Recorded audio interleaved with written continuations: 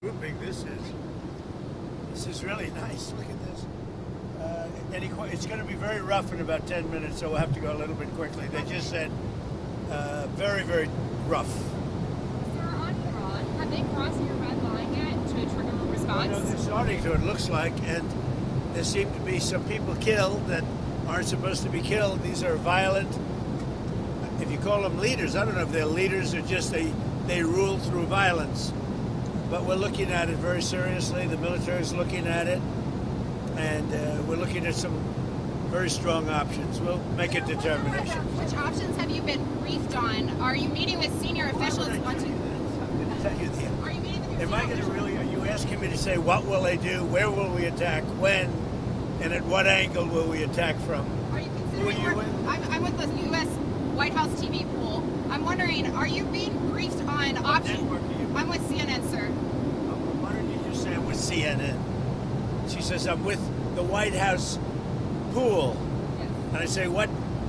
You're with CNN. You're with CNN, you're yes. with fake news. Iran Because said CNN is fake news. Iran Go ahead, said give me a question. Can I ask how you're balancing and how you're deciding your response, the balance between helping protesters versus hindering them? Because I imagine that's a delicate balance to strike. I mean, some of the protesters were killed through the stampeding. I mean, there's so many of them, and some were shot.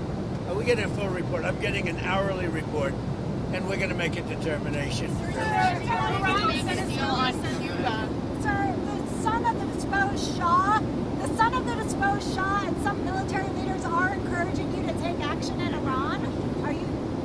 Is that a serious option? And are you listening? People have been shot, and we're looking at it. Yeah, please. Are you going to go to Venezuela, or is Secretary Rubio going to go to Venezuela anytime soon? Are you going to We're doing well. Venezuela is really working out well. We're working along really well with the leadership, and we'll see how it all works out. Are you planning to meet with Delcy to go? At some point I'll meet. Yeah, she's been very good. Look, she asked us, can we take 50 million barrels of oil? And I said, yes, we can. It's $4.2 billion.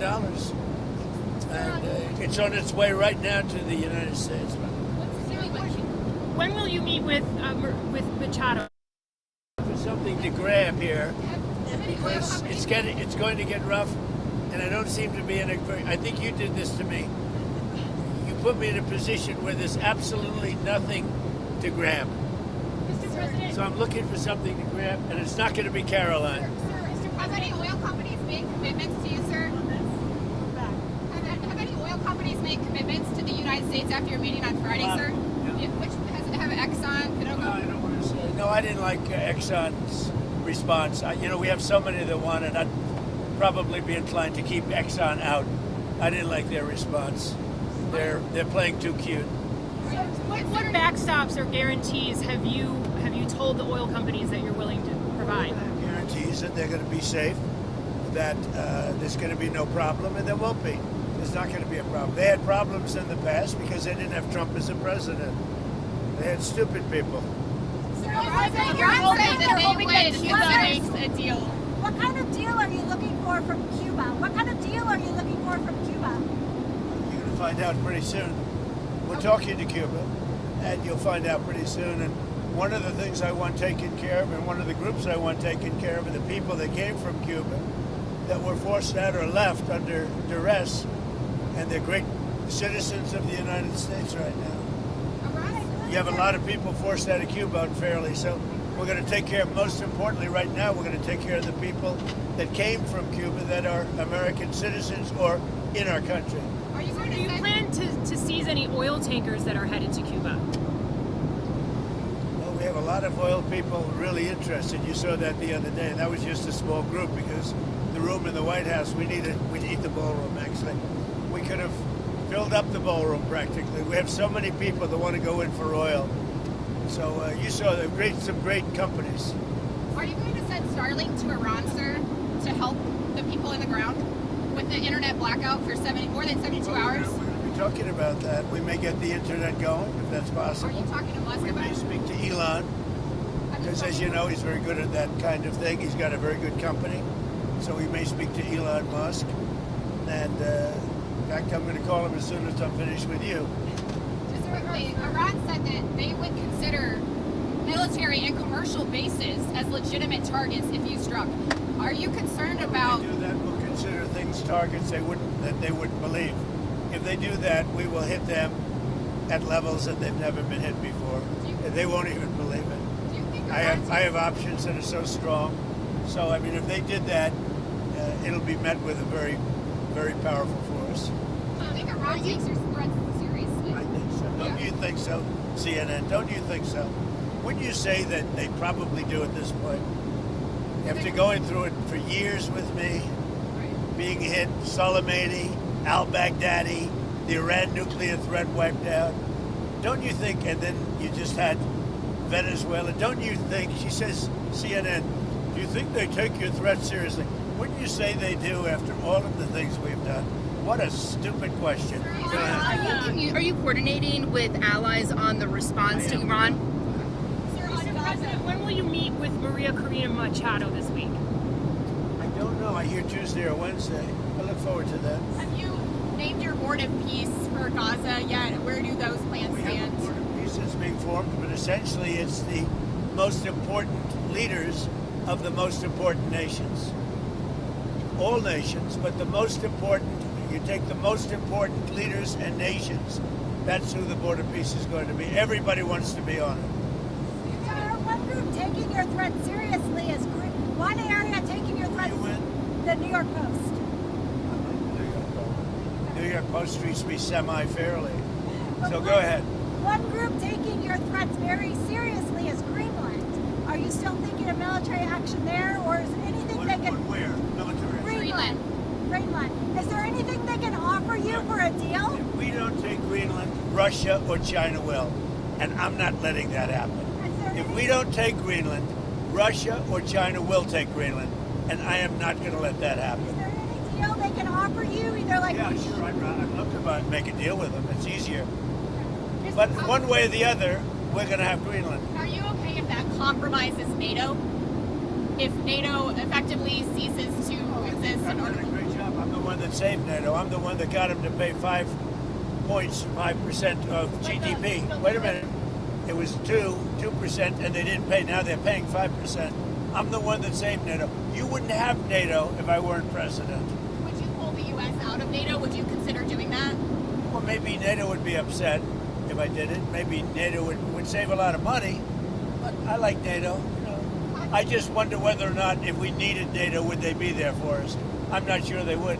We spend a lot of money on NATO, and I'm not sure they would. But what would you say? Now, what's happened is, as you know, Sleepy Joe Biden gave $350 billion to Ukraine and got nothing for it. I got rare earth back. I got, I think, value back far greater than that. And that's what he should have done. Now, if you look at what's going on with respect to NATO, we have a very good relationship. 5% GDP, and they pay us. We send them military equipment, and they pay us back the full cost of the equipment. The war is, we make money with the war, but I don't even want to talk about that. I want to save the lives. They're Russian and Ukrainian lives. I want to save the lives. That's the only reason I'm doing it. This is Biden's war. Should have never happened. Would have never happened if I were president. This is Biden's war. It's not Trump's war. All I can do is stop it. And I think we're making progress toward stopping it, which would be number 9.25. You know what the quarter is, right? Right? Thailand and Cambodia went at it again, but I got it stopped very quickly. I consider that 1/4 of a war. When was the last time you made a tangible offer to Greenland yet? Have you made an actual offer to Denmark? I haven't done that, but Greenland should make the deal because Greenland does not want to see Russia or China take over. They don't go there. It's very far away from Greenland. And Greenland, basically, their defense is 2 dog sleds. Do you know that? You know what their defense is? 2 dog sleds. In the meantime, you have Russian destroyers and submarines and China destroyers and submarines all over the place. We're not going to let that happen. In the meantime, are you going And if it affects NATO, then it affects NATO. But, they need us much more than we need them. I will tell you that right now. Are you going to The increase UK the and amount of Germany- military That's bases? a war that should have never happened with Ukraine. The UK and Germany are discussing plans for a joint NATO mission to protect Arctic security in Greenland. Does that change your calculus at all? No, look, we're talking about acquiring, not leasing. not having it short term. We're talking about acquiring. Does that require And US and troops on the if we ground? don't do it, Russia or China will, and that's not going to happen when I'm president. Are you going to increase the amount of military bases on Greenland in the meantime? But we have bases on Greenland. Yeah, Are you going to do more? I put a lot of soldiers there right now if I want, but you need more than that. You need ownership.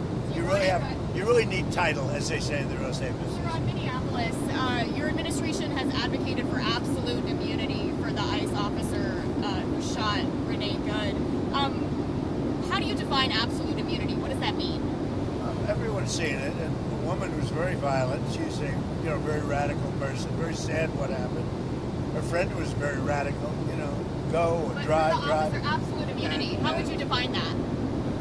Well, I'm going to let the people define it, but immunity, you know what immunity means as well as I do. So that officer But should be back on the people force? can't be treating law enforcement that way, whether it's ICE or Border Patrol or our police and men and women. You can't do that.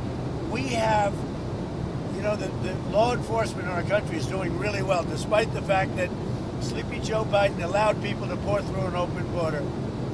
Crime stats just came out. We have the best crime stats on record, despite all the criminals he allowed into our country. We've gotten a lot of them out. We have to respect our law enforcement. At a very minimum, that woman was very, very disrespectful to law enforcement. And you heard the same noises. You saw the same crunch that I saw. You can't do that with law enforcement, whether it's police or ICE or Border Patrol or anybody else. When it comes to ICE officials, though, Mr. President, well, just to clarify on the absolute immunity, do you believe ICE officers should have absolute immunity? Some